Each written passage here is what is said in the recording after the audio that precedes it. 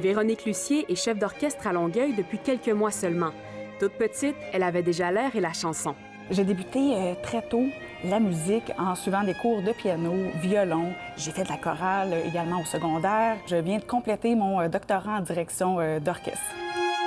La trentenaire se dit chanceuse de faire partie d'une génération où les femmes occupent de plus en plus de place. Bien, ça, c'est vraiment une évolution de la société. Plusieurs éléments ont fait que les femmes maintenant ressentent des possibilités pour exercer un métier qui était traditionnellement exercé par les hommes. Quand je sentais de la résistance, ça venait des femmes. Véronique Lacroix, elle, dirige des orchestres depuis 30 ans. Elle dit que les mentalités ont évolué. De plus en plus de femmes qui dirigent, des jeunes femmes maintenant. Je dirais que, je ne sais pas si c'est une majorité, mais on dirait qu'en ce moment, c'est très effervescent et je trouve que c'est formidable.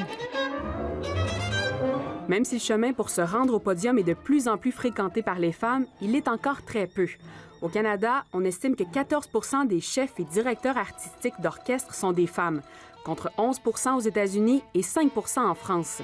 Ça n'a jamais évolué beaucoup. Ça fait longtemps qu'il y a des femmes chefs d'orchestre. On en a une liste là-dedans. Là. Ils ont même fait des disques. Mais ça reste marginal. Pour ces critiques culturelles, plus l'orchestre est prestigieux, moins les femmes y ont accès. Il n'y a pas une femme chef d'orchestre qui a laissé un nom.